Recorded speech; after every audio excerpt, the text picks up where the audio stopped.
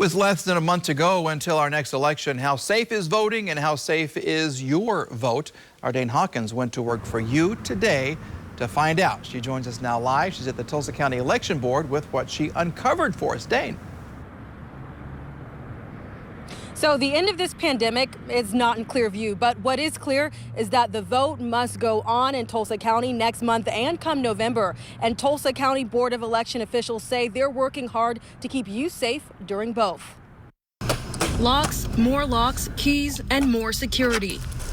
Usual items checked, then rechecked ahead, during, and after Tulsa County elections. There are procedures and laws that govern how we conduct elections, and they're very specific, very precise. But for the second time this year, Tulsa County Election Board Secretary Gwen Freeman says they're checking something else. Trucks of PPE, not only for our employees who are working here in the building, but also for our precinct officials who are working at the individual precincts. All to keep Tulsa voters safe amid the COVID-19 pandemic. We have CDC regulations in place, the 6-foot distancing, and folks who are, again, using hand sanitizer, wiping down the surfaces and things like that, so that voters can remain safe. Also to keep voters safe. Obviously, we're going to encourage people to do absentee voting if they feel uncomfortable showing up in person.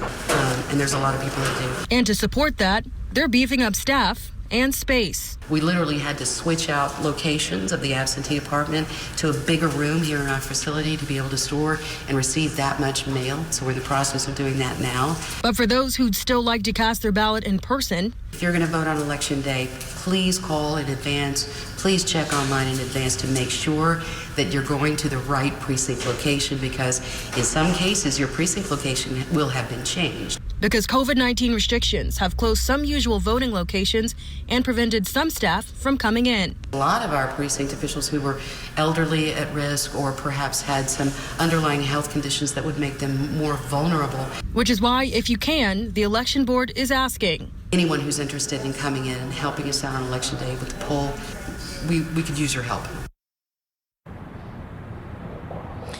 So Gwen says that they can never have enough people come in to help them on election day, and it's very important this year because the more people that can come in and help, that means more people can clean and help get that line moving, which hopefully means not as long of a wait to cast your ballot. And also a reminder, if you're going to do an absentee ballot, that deadline is 5 o'clock on August 18th. Live in Tulsa, Dane Hawkins, 2 Works for You.